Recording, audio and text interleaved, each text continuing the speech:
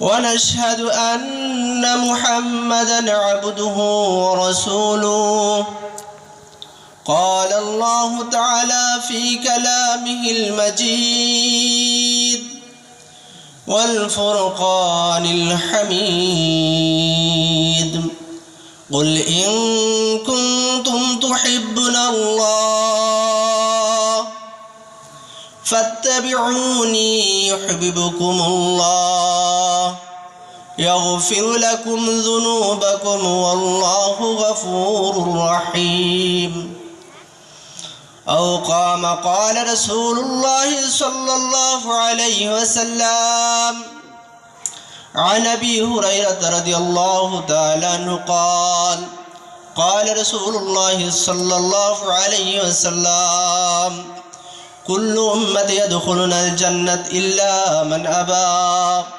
قيل ومن أبى؟ قال: من أطاعني دخل الجنة ومن عصاني فقد أبى. أو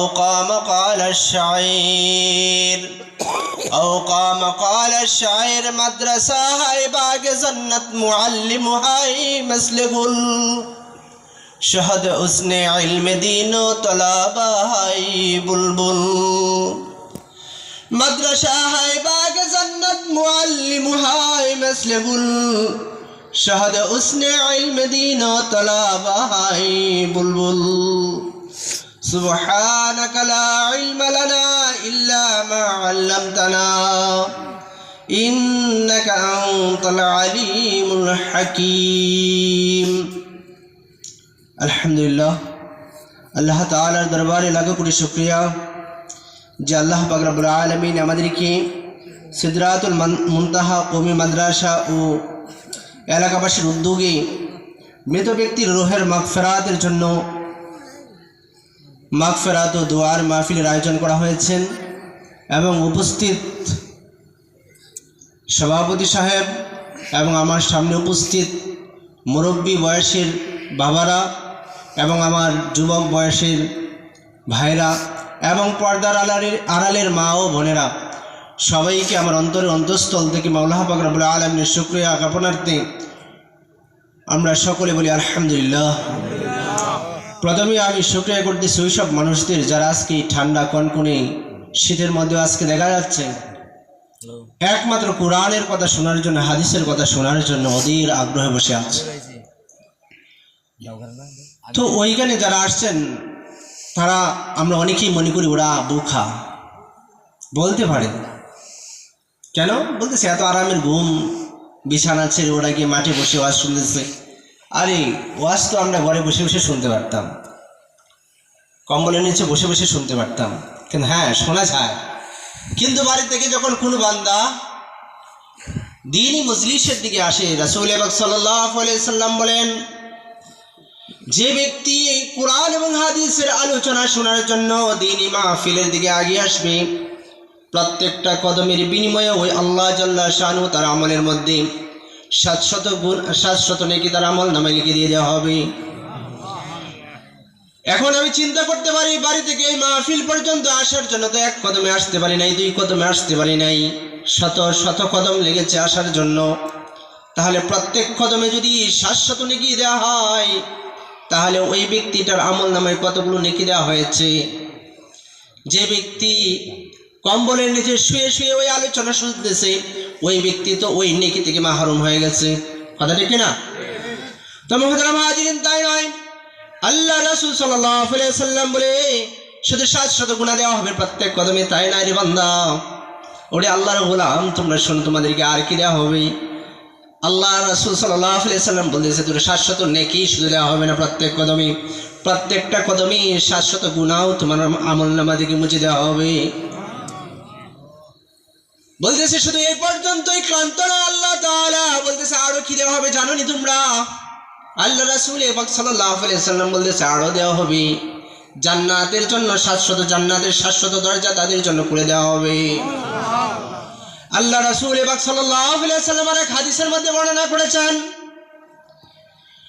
বলতেছে এমন মুমূর্ষু ব্যক্তি, যে মুমূর্ষু ব্যক্তি দেখা যায় বিছানায় পায়খানা করে প্রস্রাব করে এমন মুমূর্ষু ব্যক্তিকে দেখা যায় সেবা যত্ন দিয়ে সে যদি সুস্থ করে তার আমল নামায় যে লিখে দেওয়া হয়, এরকম 1000 মানুষকে যদি সুস্থ করা হয়, ওই 1000 মানুষের আমল মানুষকে সেবা দিয়ে যত্ন দিয়ে সুস্থ করলে যে নেটটুকু পাওয়া যায়, দ্বীনি মজলিসের মধ্যে অল্প কিছুক্ষণ কথা শুনলে তার সমপরিমাণ সব পাওয়া যায়। এখন যদি চিন্তা করা যায় এরকম মুমূর্ষু ব্যক্তিকে 1000 লোককে সেবা যত্ন দিয়ে দেখা যায় সুস্থ করা তো দূরের কথা, এখন আমাদের যুবক ভাইয়েরা বলে আরে বুড়া দুরা থাকার চেয়ে 500 টাকা ঋণ থাকা ভালো। না ছেলে বলে না, শুনেন নাই? আপনাদের দিকে না বলতে পারে, আমাদের দিকে অনেকে বলে, যদিও খেয়াল তামসা করে বলে, কথাটা কিন্তু অনেক বড়। অথচ রাসূল পাক সাল্লাল্লাহু আলাইহি ওয়াসাল্লাম বলেছে, ও বুড়া দুরা মনে করতেছে আজকে তোমাদের জঞ্জাল ঝামেলা, তাদেরকে তোমরা কি আশ্রয় কেন্দ্রে রেখে আসো। রাসূল পাক সাল্লাল্লাহু আলাইহি ওয়াসাল্লাম বলেছে, ওই মুরব্বীরা এমন বরকত ওয়ালা, বলতেছে তোমরা যখন দোয়া করাও, ওই দোয়া করানোর জন্য দেখো কে মুফতি সাহেব, কে মাওলানা সাহেব, কে হাফেজ সাহেব, কে মসজিদের ইমাম, কে মসজিদের খতিব। কয় না না এগুলা দেখবা না, কয় কি দেখবা তাহলে? দেখবা কার একটা দাড়ি পাকছে, একটা চুল পাকছে। কেন রাসূল পাক সাল্লাল্লাহু আলাইহি ওয়াসাল্লাম ফরমান, ইন্নাল্লাহা লা ইস্তাহি বিশাইবাতিল মুমিন, যখন একটা পাকা দাড়িওয়ালা ব্যক্তি, পাকা চুলওয়ালা ব্যক্তি আল্লাহর শাহী দরবারে হাত বাড়ায়, আল্লাহ জাল্লা শানুর হাতকে ফিরাইয়ে দিতে আল্লাহ বলে আমি লজ্জা পাই। পাকা দাড়িওয়ালা চুলওয়ালার হাতকে আমি ফিরাইয়ে দিতে লজ্জা পাই। আল্লাহ তো এই কথা বলে নাই। মুফতি সাহেব যখন হাত তোলে তখন তার হাতকে ফিরাইয়ে দিতে লজ্জা পাই। হাফেজ সাহেব যখন হাত তোলে তার হাতকে ফিরাইয়ে দিতে লজ্জা পাই। এই কথা তো বলে নাই কোন মুফতি সাহেব, মুহাদ্দিস সাহেব, মুফাসসির সাহেব, অথবা মাওলানা, অথবা হাফেজ সাহেব, অথবা ইমাম সাহেব, অথবা খতিব সাহেব হাত তুললে ওই হাতকে ফিরাইয়া দিতে আমার লজ্জা হয়। এই কথা বলে নাই। কি বলছে? পাকা দাড়িওয়ালা, পাকা চুলওয়ালা। ও যখন কই কিছুই জানে না, কয় মাওলানা না, কয় থাক সমস্যা নাই, কয় মুফতিও না সমস্যা নাই, কয় ওদা হাফেজও না, কয় সমস্যা নাই, কয় আরবি তো কথা বলতে পারে না, কয় বাংলা তো বলতে পারে, পারেনি না, কয় বাংলাতে বলতে থাকেন, আল্লাহ জাল্লা শানু এটাকে কবুল ও মঞ্জুর করে নেবেন। তাহলে এভাবেই বলতে থাকেন, আল্লাহ কবুল মঞ্জুর করে নেবে, কারণ তাকে ফিরাইয়া দিতে লজ্জা পায়। যেমন আমাদের এক মুরব্বী, একটা ঘটনা বলে ফেলি নাকি? আসলে তো অনেক রাত্র হয়ে গেছে, শীতের রাত্রে গল্প গুজব করলে বেশি ভালো লাগে নাকি? একটু গল্প বলি একটা। আমাদের একজন মুরব্বী, তো ওই মুরব্বী ছাত্রদেরকে পড়াইতেছে, আমাদের আকাবির অর্থাৎ একজন বড় আলেম। ওনার ছাত্রদেরকে পড়াইতে গিয়ে বলতেছে, বাবা শুনো, আমি যখন মারা যাই জানি না আমার চুলগুলা, আমার দাড়িগুলা পাকা থাকে না কাঁচা থাকে জানি না। যদি আমার চুল এবং দাড়িগুলা যদি কাঁচা থাকতে আমি মারা যাই, ও ছাত্ররা আমার কথা শোনো, যদি আমার চুলগুলা কাঁচা থাকতেই মারা যায়, তাহলে মরে যাওয়ার পরে আমার চুলগুলাকে তুমি সাদা করে দিবা, সাদা কালি লাগাইয়া সাদা করে দিয়ে আমাকে কবরে শোয়াইবা। ওই হুজুর, দুনিয়ার মানুষ সবাই চায় কালো হইতে, কালো মেহেন্দি দিয়ে আরো যুবক হয়, আর আপনি বলতেছেন সাদা করার জন্য, কারণ কি? ওইটা তোমরা বুঝবা না, দাও। তো দেখা যায় ঘটনাক্রমে যে ব্যক্তি ওসিয়ত করে গিয়েছিল ছাত্রদেরকে, সে ব্যক্তি চুল দাড়ি কাঁচা থাকতেই মারা গিয়েছে। মারা যাওয়ার পরে দেখা যায় সে ব্যক্তি কবরস্থানে গেছে। কবরস্থানে যাওয়ার পর, কবরে দেওয়ার পরে আরেকজন বুজুর্গকে, আল্লাহর ওলিকে স্বপ্ন দেখায় যে ওই আল্লাহর বান্দাকে যখন মুনকার নাকির যখন প্রশ্ন করতে আসছে, তখন বলতেছে আমার রব্বু খা, একটু উচ্চ সুরে, আমার রব্বু খা, তোমার রব কি, তোমার দিন কি, এই ব্যক্তি কি, এরকম প্রশ্ন করতেছে। ওই প্রশ্ন দেওয়ার পরে ওই ব্যক্তি কোনো কিছু বলে না, হ্যাঁ বলছে আমার রব্বু খা, তোমার রবকে। সে ব্যক্তি চুপ, কোনো কথা বলে না, হাও বলে না, নাও বলে না। এখন তো অপশন দুইটা। কয়টা অপশন? দুইটা অপশন, হয় হ্যাঁ নয় না। হয় বলবে জানি, না হয় বলে জানি না। যদি বলে জানি, জান্নাতি, আর যদি বলে না, জাহান্নামী। এখন কোনটা? দুইটা অপশন, কিন্তু চুপ থাকার তো কোনো অপশন নাই। কথা বুঝেন নাই? বুঝেছেন কথা? চুপ থাকার কোনো কথা আছে? কয় দুইটা উত্তর দিতে হবে, হয় হ্যাঁ দিতে হবে, না হয় না দিতে হবে। এখন এরকম একটা অপশন যে চুপ রয়েছে, এখন হ্যাঁ বুঝবে না বুঝবে, কিছু বলে না। বলেছে আমার রব্বুকা, তোমার রব কে? আমার রব্বুকা, তোমার রব কে? একটু ধমক সরে, একবার দুইবার কোনো জবাব দেয় না। তোমার হাজ রসুল, ওই ব্যক্তি খেয়ে ওইটাও প্রশ্নের কোনো জবাব দেয় না, ধমককে দেয়। তারপরে আবার প্রশ্ন করতেছে আর এক, যে তোমার দিন কি? আমার দিনুকা, তোমার দিন কি? সেটাও চুপ করে রয়েছে। তো আল্লাহর কাছে বলে, আল্লাহ কোন বান্দার কাছে পাঠাইলা, তোমার কোন গোলামের কাছে পাঠাইলা যে গোলামকে প্রশ্ন করি প্রশ্নের উত্তর দেয় না? তখন আল্লাহ বলে, দেখ আমি সরাসরি জিজ্ঞেস করি, আমাদের বুজুর্গকে স্বপ্ন দেখাচ্ছে। বলতেছে তোরা থাক, আমি সরাসরি জিজ্ঞেস করি। বলতেছে আল্লাহর বান্দা, ও আমার গোলাম, তোমাকে প্রশ্ন করে মন করে না কি? হা উত্তর দেও না, না উত্তর দেও না, তুমি চুপ কেন? তোমাকে প্রশ্ন করে তুমি একটা উত্তর দাও, হয় জানি না, নয় জানি। তোমার রবকে তুমি পারলে উত্তর দাও, না পারলে তুমি না বলো যে পারি না। তোমার দিন কি? পারলে উত্তর দাও, না বললে পারি না। কিন্তু তুমি চুপ কেন? আল্লাহ আমি তো মনে করেছিলাম, আমি যখন আমাকে প্রশ্ন করতেছি তখন আমি গভীর মনে ছিলাম, যেহেতু ছাত্রদেরকে হাদিস পড়াইতাম, হাদিস পড়াইতে গিয়ে যখন আমাকে মুনকারনাকে প্রশ্ন করতেছি, তো আমি একটা হাদিস নিয়ে গবেষণা করতেছিলাম, একটা হাদিস নিয়ে গবেষণা করতে চিন্তা করতেছি যে রাসূলে বলছে, আমিও জানতাম, যাই না শুই না ওই হাদিসের উপর আমল করতাম, আর এখন আমাকে যেভাবে প্রশ্ন করতেছে মনে হয় না হুজুরের হাদিস সত্য নাকি তা, আল্লাহর রাসূলের কথা সত্য না মিথ্যা, এই চিন্তা করতেছি আমি। আস্তাগফিরুল্লাহ, কি চিন্তা? তো বলতেছে কেন, কি চিন্তা? আমি তো বলছি ইন্নাল্লাহা লা ইস্তাহি বিশাইবাতিল মুমিন, যে মুমিনকে যখন হাত বাড়ায় তখন ওই পাখা দাড়িওয়ালা চুলওয়ালার হাত বাড়ায়, তখন নাকি তুমি লজ্জা পাও মাওলা। এখন আমাকে যেভাবে ধমক দিয়ে প্রশ্ন করতেছো, ওদের ভিতরে আদব বলতে তো কোনো কিছু বুঝি না। আমার ধমক দিয়া দিয়ে জিজ্ঞাসা করে, আমাকে তো নম্র ভাষায় জিজ্ঞাসা করে যে তোমার রব্বু খা, তোমার রব কি? সুন্দরভাবে নম্র ভাষায় জিজ্ঞাসা করা কেন ছিল? সে আমাকে ধমকের সুরে জিজ্ঞাসা কেন করে? এই জন্য আমি চিন্তা করতেছিলাম রাসূলের হাদিস সত্য না এই ঘটনা সত্য। তা বলতেছে, আরে মাগার, তুমি তো বলতেছ তুমি মুরব্বী, তোমার পাকা দাড়িওয়ালা চুলওয়ালা, আরে মাগার তুমি তো 2 নাম্বার বুড়া, তুমি তো বুড়া হও নাই। চুল কি বুড়া হয়েছে? কই বুড়া হও নাই, রং লাগাই আর সাদা বানাই আসছো। আরে বান্দা আচ্ছা বুঝলাম, ওই সাদা বানাইলা কেন, এটার উত্তরটা আগে দাও। দুনিয়ার মানুষ দেখা যায় স্ত্রী খুশি হয় চুলগুলা যখন কালো দেখি, মাথার চুল ফাইকে যাইতেছে, স্ত্রী একটু বেজার করে বুড়ি হয়ে গেছে, বুড়া জামাইয়ের ঘর করি, বুঝেন নেই? চুল দাড়ি ফাইকে গেলে মনে করে কি বুড়া হয়ে গেছে, এই জামাইয়ের ঘর করতেছে। এই জন্য কি করে কয় স্ত্রীকে খুশি করার জন্য ওই যুবক ভাইরা আমার দেখা যায় ওই পাখা দাড়িটাকে কাঁচা করার জন্য, কালো করার জন্য কেজাব ব্যবহার করে, কালো মেহেন্দি। আপনাদের দিকে করেন, আমাদের দিকে করে, আপনাদের দিকে ভালো সময়, ঠিক না? না আপনাদের দিকে করে? আচ্ছা, তো দেখা যাইতেছে কয়ভাবে কালো করে তার স্ত্রীকে খুশি করার জন্য, সমাজের মানুষ যেন না বলে তুই তো বুড়া, এই কথা যেন না বোঝার জন্য। দেখা যায় বুড়া হয়ে গেলে তো কোনাও জায়গা নাই, কয় মানুষ যুবকরা টিটকারি মারে, এই বুড়া টুড়া থাকার চেয়ে না থাকা ভালো, এইসব কত কথা বলে। এই জন্যই সমাজের মানুষদেরকে খুশি করার জন্য কাঁচা বানায়, সবাই কালো বানায়, তুমি কেন সাদা বানাইলা? আল্লাহ আমার যে ইমানের যে অবস্থা, আমলের যে অবস্থা আমি তো জানি, আমি আল্লাহ আমার ইমানের যে অবস্থা, আমার আমলের যে অবস্থা, এই আমল দিয়ে এই ইমান দিয়ে আমি জান্নাতে যাইতে পারবো আমার মনে হয় না। এই জন্য আল্লাহ বড় ভয় হয় যদি আমাকে জাহান্নামের ফয়সালা দিয়ে দেও আল্লাহ। এই জন্য মালিক আমি চুলগুলাকে দাড়িগুলাকে সাদা বানিয়ে আসছি, যাতে করে আমাকে একটু সম্মান করে যদি জান্নাতে দিয়ে দাও মাওলা, ওই আশাই করো তোমার ভয়ে। কই আচ্ছা ঠিক আছে, আমার ভয় যখন খুললে যা, তোকে মাফ করে দিয়ে জান্নাতে দিয়ে দিলাম। ও যুবক ভাইরা একবার চিন্তা করো, আমরা দাড়ির সাজতে বড় মজা লাগে।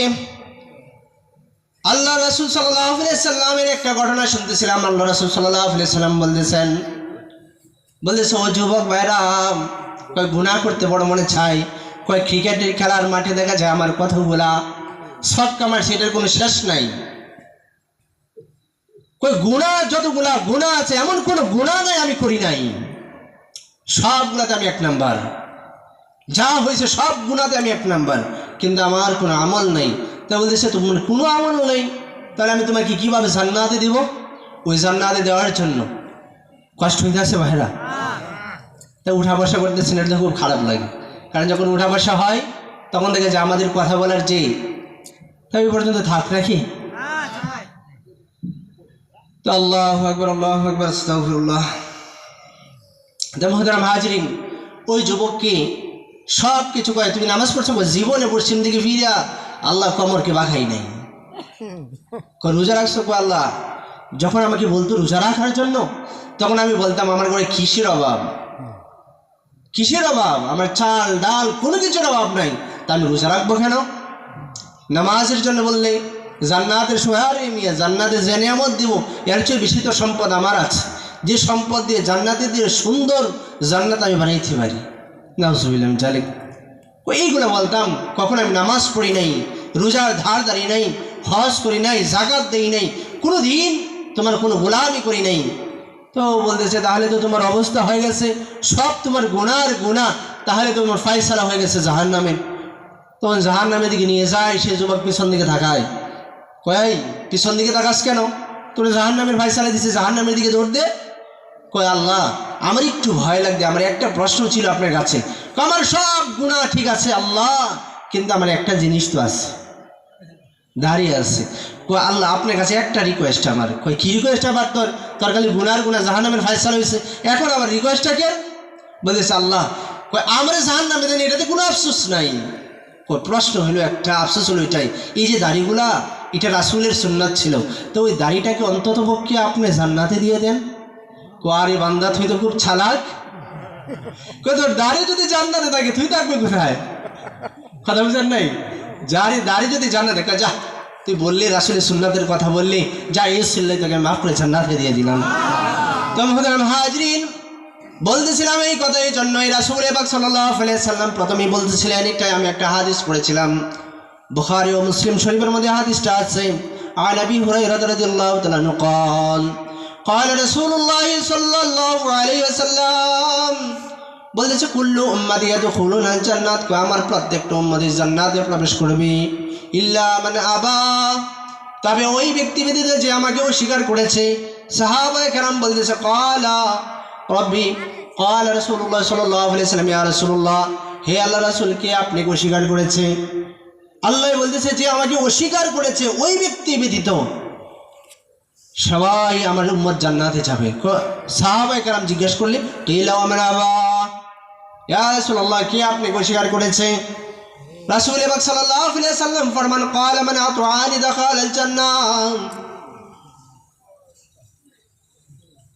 আল্লাহ রাসূল সাল্লাল্লাহু আলাইহি ওয়াসাল্লাম বলতেছে যে আমাকে অনুসরণ অনুকরণ করবে সে দাখালাল জান্নাহ, সে জান্নাতে প্রবেশ করবে।